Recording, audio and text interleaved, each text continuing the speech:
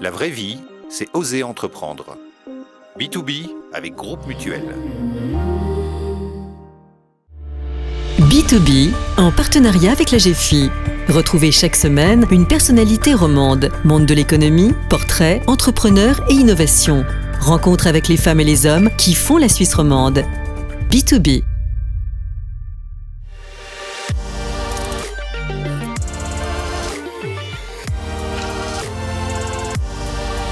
Bonjour à toutes et à tous, content de vous retrouver pour ce nouveau numéro de B2B en partenariat avec l'AGFI et son rédacteur en chef Frédéric Lelièvre. Bonjour. Bonjour Vincent Magny, nous recevons aujourd'hui la présidente du groupe Schenk. Schenk est le numéro 1 du négoce de vin en Suisse. Il détient des sociétés de production et de distribution. L'entreprise compte actuellement 44 domaines en Suisse, en Italie, en Espagne, en France. Bonjour et bienvenue Alexandra Post. Bonjour, merci de m'accueillir. Merci d'être avec nous. Pour commencer la première partie de cette émission, portrait.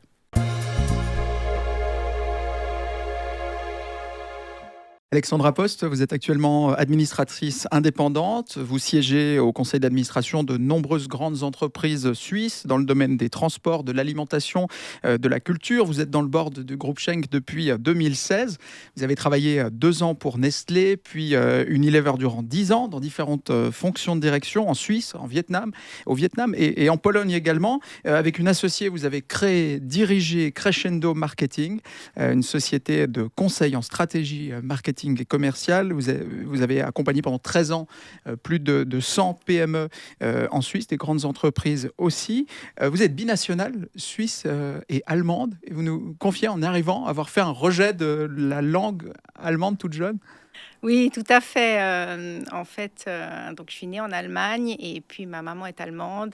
Elle a essayé de me parler allemand, ça a tenu jusqu'à 5 ans. Et puis je pense que dès que j'ai accédé à la scolarité et aux petits copains qui parlaient français, avec un papa qui n'aimait pas trop l'allemand, malheureusement, j'ai refusé de parler allemand. Je l'ai regretté d'ailleurs plus tard quand j'ai dû le reprendre. Et là maintenant, c'est bon. Maintenant, je pense que c'est bon, oui. Alors, c'est l'allemand et le suisse-allemand, surtout dans mes mandats à Lucerne, mais c'est bon, oui. Un mot de l'enfance encore. Quelle était votre profession de rêve ? C'est une bonne question. Je crois que je voulais être médecin. Et c'est vrai que je suis la première de la famille à avoir fait des études. Et les études de médecine, c'était quelque chose qui était beaucoup trop long dans mon entourage familial. Donc, je me suis repliée sur les études d'économie HEC qui, à l'époque, duraient 3 ans. Pourquoi économie, HEC ? Il y a eu un déclic à un moment donné ?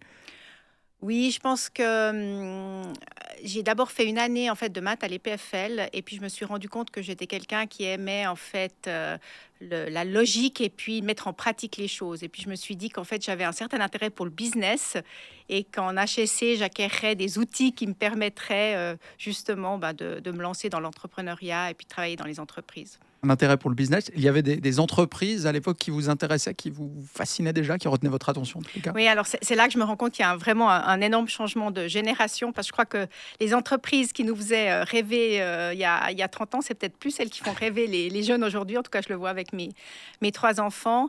Mais c'est vrai que j'avais envie de travailler dans l'alimentaire. Et puis Nestlé étant à la porte à côté, ça a été un premier choix. Et puis je pense que c'était surtout dans une optique finalement d'apprendre, puis d'acquérir des outils auprès d'une blue chip, des outils en fait pour perfectionner mes méthodes en termes de marketing, de vente et puis de comprendre comment fonctionnait une entreprise. Vous avez évoqué quelques grands noms qui vous faisaient rêver comme Nestlé. Vous avez travaillé pour une autre multinationale Unilever, donc ça c'est vraiment des géants mondiaux. Et aujourd'hui vous avez des mandats qui sont plutôt sur des entreprises vraiment suisses, voire locales. Qu'est-ce qui vous a fait passer de cet environnement très international, multinational, à des entreprises beaucoup plus helvétiques ? Alors, il faut que je le dise, c'est vrai qu'Unilever, j'ai fait 4 ans à Zurich. Donc là, j'étais encore un petit peu dans ce qu'on peut appeler le grand corporate, le monde du corporate. Puis après, en fait, avec Unilever, je suis partie au Vietnam et puis après en Pologne. Et puis, c'est vrai qu'Unilever au Vietnam, c'est comme une start-up. Donc, c'est ce monde-là où je me suis dit, mais là, j'arrive vraiment à me réaliser. En fait, quand on arrive à avoir de l'impact assez rapidement sur les projets et puis qu'on voit les résultats. Et je pense que c'est ça, à ce moment-là que je me suis dit, mais tiens, en fait, j'adore quand c'est petit. Une start-up quand même, je peux imaginer, Unilever, c'est un des tout grands mondiaux dans son secteur. Vous êtes allé pour lancer l'activité au Vietnam, donc ça partait vraiment de zéro. C'est ça qui vous a intéressé? Ah, ça partait de zéro, oui. Au début, on avait des locaux qui étaient juste en fait associés à la fabrique à 3/4 heure de Ho Chi Minh City. Les publicités, en fait, on les tournait dans nos domiciles avec nos habits pour les produits de lessive. Donc, c'était vraiment de l'entrepreneuriat. Alors, la seule différence avec, excusez-moi, avec le monde de la start-up, c'est que la beauté, c'était que le financement était assuré. Ouais. Et qu'on pouvait vraiment se concentrer sur le marché. Et des produits existaient déjà, il ne fallait pas tout inventer. Alors les produits, on les a développés. En fait, quand vous entriez au Vietnam, souvent vous deviez pour avoir accès au marché acheter ou vous mettre en joint venture avec une société locale qui avait certains produits, mais la plupart des produits on les a développés au Vietnam. C'était vraiment l'expérience marketing de A à Z en fait. Et qu'est-ce qui vous avait fait prendre le risque, tenter l'aventure d'aller au Vietnam? Vous connaissiez bien le pays avant? Non, pas du tout. Non. C'est quelque chose, en fait, je crois que j'ai fait récemment un bilan de compétences et puis je vois qu'un de mes moteurs les plus forts, c'est d'apprendre et c'est cette curiosité un petit peu insatiable qui est toujours d'aller un petit peu se confronter à l'inconnu et puis expérimenter d'autres cultures. Et j'ai pas regretté. Un mot de votre premier mandat d'administratrice chez Hugues. Comment ça s'est fait? Alors, le premier, c'était les CFF. D'accord. Donc, c'était en 2013. Et j'ai été approchée par un chasseur de tête qui recherchait justement, là on peut dire merci au quota en tout cas qui était en vigueur au niveau fédéral, qui recherchait une femme de préférence romande avec une expérience de direction, une orientation client, une affinité pour les transports publics, une connaissance du monde politique, enfin un mouton à 5 pattes. Et je vous assure, je remplissais pas tous les critères, mais c'est vrai que j'ai obtenu ce premier mandat. Et puis, une fois que vous avez un mandat au CFF, ça vous donne une certaine visibilité. Puis, ça m'a permis aussi après de construire un portefeuille d'autres mandats. Il y en a eu de nombreux autres après. Vous avez développé des rituels de début de mandat, une sorte de manière de procéder? C'est une bonne question, parce que c'est une question qu'on me pose assez souvent. Je pense que le grand challenge, c'est avant d'accepter un mandat. Parce que souvent, on est très honoré quand on nous propose un mandat, puis on se dit « Ah, mais c'est tellement fantastique, je vais dire oui », alors qu'on ne se rend pas forcément compte quelles sont les responsabilités qui viennent avec la tâche de l'administrateur. Donc, je pense qu'avant d'accepter un mandat, c'est quand même important d'avoir une petite due diligence, comme je dis, qui est de vérifier, de demander le rapport annuel, de demander de voir quelle est la stratégie qui est mise en place, de rencontrer peut-être un ou deux autres administrateurs. Ça, c'est essentiel. Donc ça, c'est avant d'accepter le mandat, de voir s'il y a aussi un fit culturel, parce qu'il y a rien de pire que... En fait, les compétences sont souvent là, présentes dans des personnes, mais s'il n'y a pas de fit culturel avec l'entreprise, ça peut être compliqué. Une fois qu'on prend le mandat, mon rituel, c'est de demander j'utilise des anglicismes, mais un onboarding, en fait, un plan d'introduction. Parce qu'on arrive dans un domaine souvent assez nouveau, et c'est de s'assurer en fait qu'on puisse rencontrer des gens du terrain, puis qu'on puisse comprendre le produit et puis les défis clés qui attendent l'entreprise. Vous avez déjà refusé des mandats, et pour quelles raisons? Vous pouvez nous donner quelques exemples sans citer de marque? Oui, je crois que oui, j'en ai refusé. Alors, ce que j'ai refusé, c'est que de temps en temps, on sent si on nous demande parce qu'on est plus une personne alibi qu'autre chose. Et puis, j'en ai aussi refusé parce qu'il y a souvent notre tissu économique, il y a énormément d'entreprises qui sont des P3, comme je les appelle. Hein. Qu'est-ce que c'est P3? P3, donc c'est vous êtes propriétaire, vous êtes président et patron. Et puis... Dictateur. Pardon? Dictateur. Alors, P3. et souvent, ces gens-là, ils se rendent compte, surtout en temps... Alors, quand on a le fond bleu derrière la carte postale, tout va bien. Mais c'est vrai que tout d'un coup, en temps de crise, c'est bien de s'entourer. Et ces gens-là, en fait, quand ils vous approchent, on se rend assez vite compte s'ils vont respecter la gouvernance et puis respecter l'avis de l'administrateur indépendant, ou s'il y a une intention, mais qui est pas vraiment concrétisable. Puis ça m'est arrivé, et puis ça, j'ai refusé comme mandat. Vous expliquez le motif de refus? En ce cas-là, dans ce cas précis auquel je pense, je l'avais expliqué, oui. Pas facile, je pense, à faire passer comme message. Non, mais en fait, mon métier, des fois, c'est de faire passer des choses difficiles. Et je pense qu'une des caractéristiques clés d'un bon administrateur, c'est d'avoir du courage. Vous évoquiez le courage d'entreprendre tout à l'heure, de lancer une start-up au Vietnam quand vous ne connaissiez pas le pays. À l'inverse, aujourd'hui, qu'est-ce qui vous fait renoncer à l'opérationnel? Parce que vous êtes dans la haute sphère du conseil d'administration, donc on surveille que la stratégie est bien appliquée, on travaille à définir la stratégie, mais on ne l'exécute pas soi-même. Ça vous manque? Oui, c'est une bonne question. Écoutez, en fait, ça me manque, mais je l'ai comblé parce que j'ai la chance d'être associée à l'école ACAD, qui est en fait une académie pour administrateurs de formation. Et puis là, je peux vous assurer qu'on est complètement dans l'opérationnel avec mes associés. Et c'est une école qui est en train de monter aussi en puissance et qui prend pas mal de temps. Donc en fait, j'ai eu le même constat que... Ça vous manquait donc? Ouais, donc, ça me manquait. ouais. Et puis finalement, cette idée d'école, on m'a approché pour rejoindre en tant qu'associé. Puis je me suis dit, mais tiens, ça va me permettre de me réaliser au niveau opérationnel. Ouais. Vous parlez de l'ACAD. Il y a suffisamment de profils actuellement, de personnes disponibles pour des postes, des mandats tels que les vôtres? Oui, alors...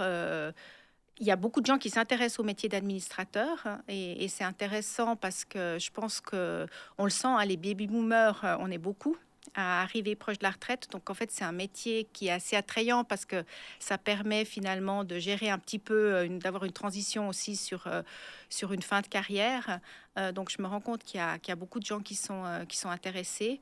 Et puis, votre question, c'était s'il y avait assez de... Suffisamment de profils suffisamment complets pour ce genre de poste? Oui. Alors, il y a des profils qui manquent plus que d'autres, hein. Donc c'est clair que... Lesquels, par exemple? C'est typiquement tout ce qui concerne en fait la durabilité. C'est un sujet qui est de plus en plus maintenant traité dans les conseils d'administration.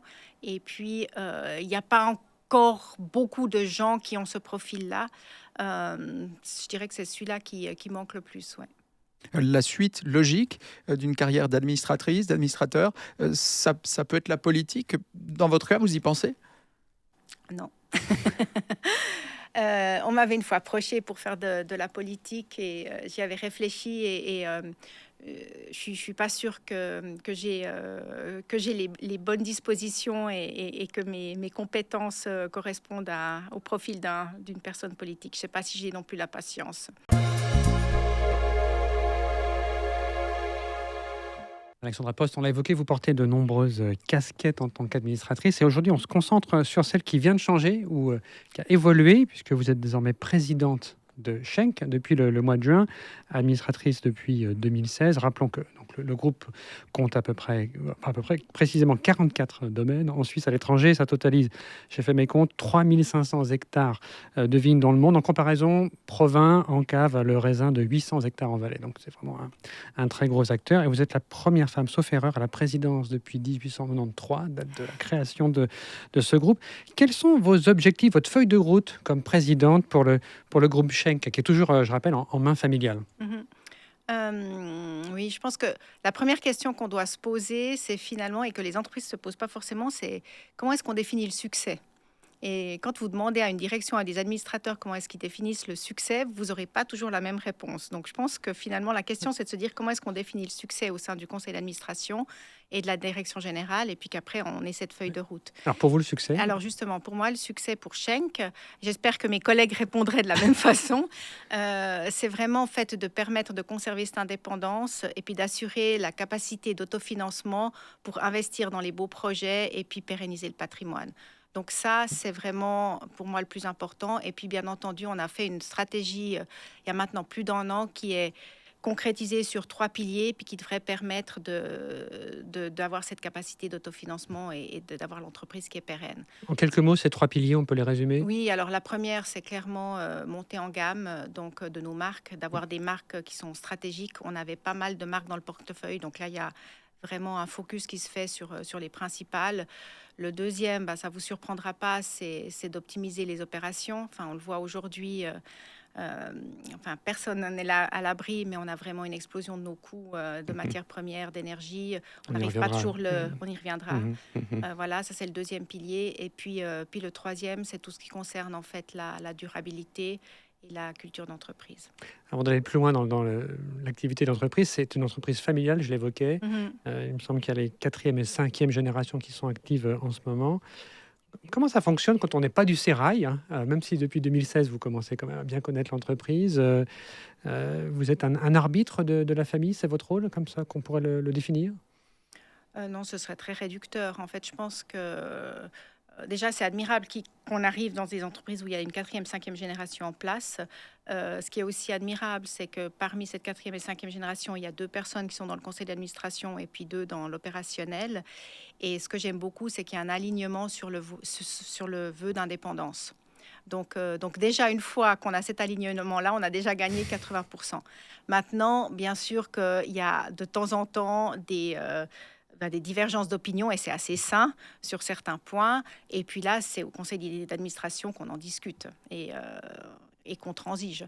J'aime bien cet adage que j'avais fait mien en Pologne où on disait finalement, alors on a 60% d'accord ou de désaccord, mais on a 100% d'engagement. Donc une fois qu'une décision est prise, on est tous derrière. Seul contre tous, ça ne nous est jamais arrivé encore dans cette entreprise? Non, je crois pas. Je suis quelqu'un, justement, je pense que c'est aussi peut-être le choix de la famille qui était de trouver quelqu'un qui est plus une facilitatrice euh, plutôt que quelqu'un qui va essayer d'être dictatorial. Et j'en ai même pas les moyens, puisqu'en fait, je viens pas du sérail. Donc c'est parfait. C'est que je dois utiliser les compétences qui sont autour de moi pour s'assurer qu'on prenne les meilleures décisions au sein du collège. Vous n'êtes pas dans l'opérationnel, on l'a évoqué, puisque vous êtes la présidente, mais évoquons tout de même l'année 2022. C'est une année qui a été marquée par de la sécheresse, il y a des soucis de main-d'œuvre. Évidemment, on est après la période Covid, et donc la consommation peut être aussi un souci. Le franc était très fort, l'énergie, vous l'avez évoqué, beaucoup de défis. Comment se passe l'année pour le groupe Schenck? Alors, c'est une année difficile, surtout au niveau en fait, de la pression sur les marges. Par contre, on a des bonnes nouvelles. En fait, on a de la chance d'avoir un portefeuille qui permet la mitigation des risques parce qu'on a des canaux de distribution qui sont divers entre la grande distribution et puis la gastronomie, entre les différents pays dans lesquels on opère. Donc c'est difficile, mais en fait, ça se passe assez bien. Il y a cette pression sur les marges qui est très forte. Et puis, on est heureux parce qu'en 2022, malgré les points que vous avez mentionnés, en fait, il y a eu des légères pluies juste avant les vendanges, qui fait que la vendange cette année est bonne. Donc, c'est une année normale en termes de quantité, et puis elle sera bonne au niveau de qualité, de la qualité. Quel a été le plus grand défi parmi ceux que j'ai évoqués? On n'a pas évoqué encore le coût de l'énergie, qui j'imagine peut aussi avoir un impact chez vous, qui a mis le plus les marges sous pression. C'est vraiment l'explosion du coût des matières premières, donc le verre, le carton. Et ça veut dire qu'il y a eu des problèmes d'approvisionnement, d'avoir suffisamment de bouteilles, par exemple. Ça a été un défi pour vous? Oui, alors on n'a pas encore eu de problème concret, mais on a eu quelques coups de chaud. Comment est-ce que ça veut dire quoi, des coups de chaud? Ça veut dire on se disait, mais est-ce que finalement on va recevoir assez de verre? Et puis on en a reçu assez. Donc on a aussi finalement stocké un petit peu plus que d'habitude. Mais c'est vraiment, on n'a pas eu des ruptures d'approvisionnement. Par contre, c'est vrai qu'on a eu des surcoûts, en fait. Le verre, c'est plus 40%. Ah, 40%. Oui, le carton, c'est plus 20%. Ouais. Il y a des dépenses en énergie qui sont importantes. Oui. Mais là, elles sont aussi... Oui, elles impactent dans tous les pays. Et à l'échelle... Et pour le moment, l'idée, c'est vraiment de répercuter sur le prix de vente, et c'est pas toujours possible, mais dans la plupart des cas, on y arrive. Vous anticipez la question suivante. Quel pouvoir de marché vous avez? Dans quelle mesure vous avez pu augmenter les prix, ou de combien? C'est là, de nouveau, toute l'importance en fait, d'avoir cette stratégie de marque, parce que ça veut dire que vous n'êtes pas remplaçable et que finalement, les augmentations de prix vont être plus faciles à passer. Donc, de combien les augmentations de prix il y a eu cette année? Ça dépend tellement des marchés, je veux pas, puis tellement des marques. Donc globalement, on arrive à des 5-6%, mais ça permet de couvrir en partie les coûts. Pas complètement, mais en grande partie. Parlons un peu de la stratégie à plus long terme aussi. Il y a la reconversion bio. Le groupe s'est fixé pour objectif d'atteindre une production 100% organique sur les vins d'ici à 2030, vins issus de ses propres vignes. Vous attendez une augmentation des marges de combien suite à cette reconversion? Alors, je ne pense pas qu'on attend une augmentation des marges, en fait, parce que c'est vrai que quand vous faites du bio, vous avez probablement moins de rendement, et il faut une forte augmentation des coûts? qu'on maintienne nos marges. Mais je pense que la démarche, elle est maintenant nécessaire. En fait, on a une stratégie de durabilité qui est vraiment sur 2 pans. Le premier pan, c'est la réduction de l'empreinte carbone. Sur lequel on travaille. Donc là, c'est clairement le meilleur exemple, c'est la nouvelle cave qu'on construit à Rolle, où on est complètement dans un éco-chai responsable. Les matériaux qu'on utilise sont complètement capteurs de carbone. Donc c'est de l'argile, le bois, le liège.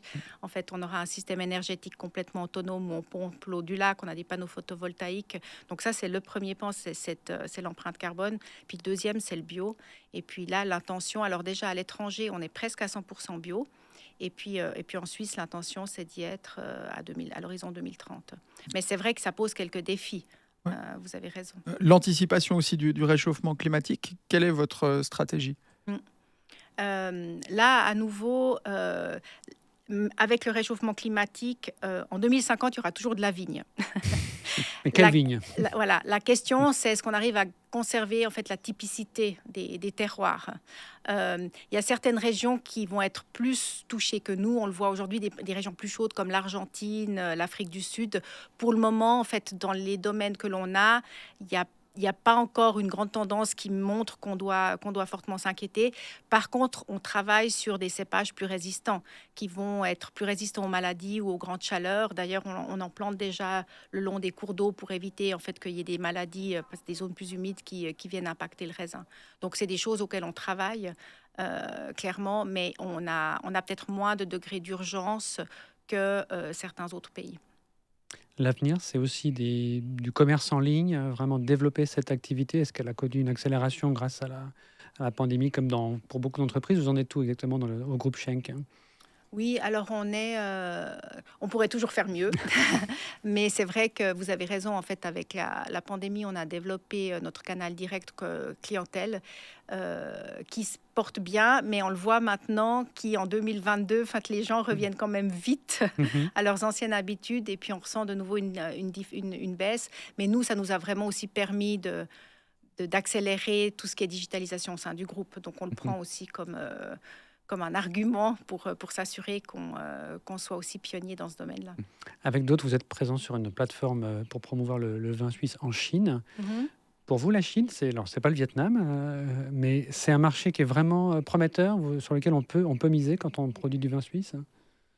Alors, la Chine, si vous me demandez ces dernières années, ça a été assez difficile, parce qu'en fait, avec la pandémie et puis le fait qu'il y a eu des très hautes taxes à l'importation, en fait, la consommation de vin a drastiquement baissé. Maintenant, si on parle long terme, je pense qu'il y a un débouché. Nous, on vend déjà pas mal de Bordeaux en Chine, en fait. Donc, on a déjà des vins, nos filiales italiennes et espagnoles qui sont présentes en Chine. Maintenant, les vins suisses, je pense que ce serait un des défis qu'on s'est mis aussi, de s'assurer, on a des vins de très grande qualité qui sont juste méconnus, soyons honnêtes. Et puis, on est en train de mettre une stratégie en place pour justement commencer à commercialiser nos pépites à l'étranger.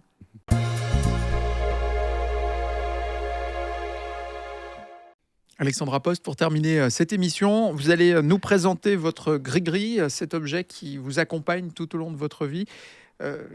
Qu'est-ce que c'est ? Alors, en fait, c'est un tout petit sac à main qui ne m'accompagne pas depuis très longtemps. C'est un cadeau que j'ai reçu de mes 3 enfants il y a quelques mois. Et ils savent qu'en fait, je ne suis pas quelqu'un qui aime m'encombrer de beaucoup de choses. Donc, ils m'ont offert ça qui est complètement... il est recyclable, il est en fibre de banane. Comme j'ai maintenant développé une conscience un petit peu plus écologique. Et ça m'accompagne partout parce que j'ai beaucoup de chance d'avoir 3 enfants. Et puis ouais, voilà, ça me fait toujours un petit souvenir quand j'ai mon sac avec moi. Toujours un petit sac avec vous. Est-ce que vous êtes dans l'esprit de ceux qui veulent avoir toute leur maison sur le sac à dos pour réduire leur empreinte écologique, être le plus mobile? C'est votre mode de fonctionnement? Alors, toute ma maison dans le sac à dos, non. En fait, je dirais plutôt que le sac à dos sera le plus léger possible quand je voyage. Mais c'est vrai que je fais très attention à mon empreinte carbone. Comment est-ce que personnellement vous essayez de la réduire, à part avoir un sac en peau de banane, vous avez dit, c'est ça? Oui, fibre de banane. En fibre de banane. Non, écoutez, je viens d'installer, heureusement, avant le rush, il y a une année, une pompe à chaleur. J'étais à mon domicile. J'essaye d'utiliser le train le plus souvent possible. Voilà, à mon échelle, je vais installer des panneaux. Mais vous avez mesuré sur mon combien? coin. Est-ce Pardon? que vous avez mesuré quelle est votre empreinte carbone? Non, je ne l'ai pas mesuré. Mon fils le fait pour lui-même, parce Mhm. qu'il étudie les sciences de l'environnement. Donc, j'ai un bon expert à la maison, mais je ne l'ai pas encore fait pour moi. Je pourrais lui demander d'ailleurs. Petit projet. Merci Alexandra Post d'être Merci beaucoup. venue aujourd'hui dans B2B. Merci beaucoup à vous, Vincent et Frédéric. Merci Frédéric. Merci Vincent Magny. On va se retrouver la semaine prochaine pour partir à la rencontre de nouvelles entrepreneuses, entrepreneurs en Suisse romande. Portez-vous bien d'ici là et à bientôt. B2B, en partenariat avec la GFI. Retrouvez chaque semaine une personnalité romande, monde de l'économie, portrait, entrepreneur et innovation. Rencontre avec les femmes et les hommes qui font la Suisse romande. B2B. C'était B2B avec Groupe Mutuel, l'assureur des entreprises et des indépendants.